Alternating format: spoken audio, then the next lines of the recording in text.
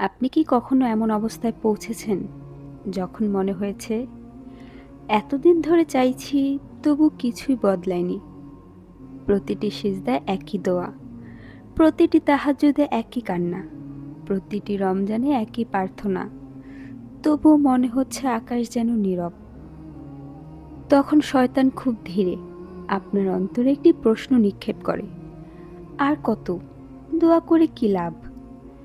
কিন্তু ঠিক এখানে একজন মুমিন আর একজন হতাশ মানুষের মধ্যে পার্থক্য। কারণ একজন মুমিন জানে দোয়া কখনো অর্থহীন হয় না। হয়তো আপনি যা চেয়েছেন তা এখনো পাননি, কিন্তু আপনি কি নিশ্চিত আল্লাহ আপনার দোয়া শুনেননি? কোরআনে আল্লাহ তাআলা ঘোষণা করেন, তোমরা আমাকে ডাকো, আমি তোমাদের ডাকে সাড়া দেব।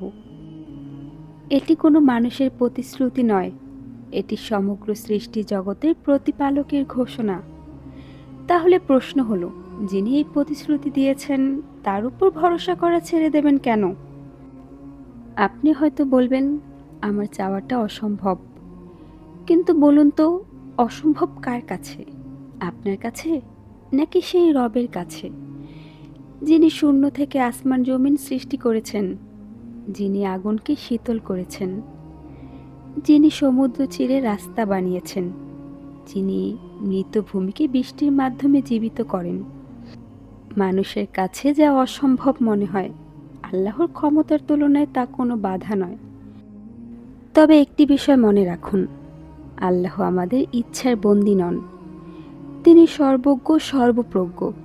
তিনি জানেন কোন সময় আপনার জন্য উত্তম, কোন বিষয়টি আপনার জন্য কল্যাণকর, আর কোনটি আপনার জন্য ক্ষতির কারণ হতে পারে।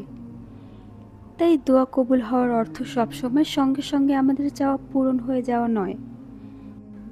কখনো আল্লাহ দ্রুত দান করেন, কখনো বিলম্ব করেন হিকমতের কারণে, কখনো এমনভাবে দান করেন যা আমরা আগে কল্পনাও করিনি, আর কখনো এমন কিছু থেকে রক্ষা করেন যা আমরা দেখতে পাই না। তাই দেরি মানে প্রত্যাখ্যান নয়, নীরবতা মানে অবহেলা নয়, অপেক্ষা মানে বিস্মৃত হওয়া নয়। হয়তো আল্লাহ আপনার ঈমান, ধৈর্য ও নির্ভরতার শিক্ষা দিচ্ছেন।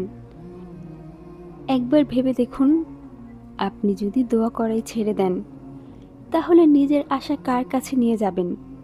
মানুষের কাছে যারা নিজেরাই অসহায়, নাকি সেই রবের কাছে যার ভাণ্ডারে কোনো অভাব নেই? প্রিয় ভাই ও বোন, আপনার চোখের অশ্রু হয়তো মানুষ দেখছে না, আপনার বুকের ভার হয়তো কেউ বুঝছে না, কিন্তু আল্লাহ জানেন আপনি যা উচ্চারণ করেন, এমনকি যা উচ্চারণও করতে পারেন না, তাও তিনি জানেন।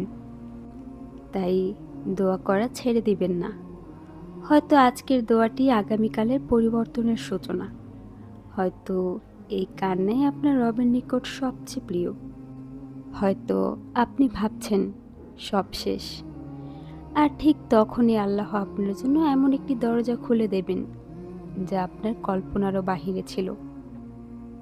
তাই আপনার দায়িত্ব ফল নির্ধারণ করা নয়, আপনার দায়িত্ব হলো আল্লাহর দরজায় কড়া নাড়তে থাকা। আশা হারাবেন না, বারবার ফিরে আসুন, বারবার দোয়া করুন, বারবার সিজদায় মাথা রাখুন। কারণ একজন মুমিনের জীবন থেকে দোয়া চলে গেলে তার আশার সবচেয়ে বড় অবলম্বনটিও হারিয়ে যায়। আজ আবার দুই হাত তুলুন, বলুন, হে আমার রব, আমি ক্লান্ত, কিন্তু আপনার রহমত থেকে নিরাশ নই। আমি দুর্বল, কিন্তু আপনার ক্ষমতার উপর পূর্ণ ভরসা রাখি। আপনি যদি দান করেন, তবে কেউ তা রোধ করতে পারে না। আর আপনি যদি কোনো কল্যাণ বিলম্বিত করেন, তবে নিশ্চয়ই তার মধ্যে আপনার পরিপূর্ণ হিকমত রয়েছে। আমাকে ধৈর্য দিন, দৃঢ়তা দিন, এবং শেষ নিঃশ্বাস পর্যন্ত আপনার কাছেই চাইতে থাকার তৌফিক দিন। আমিন।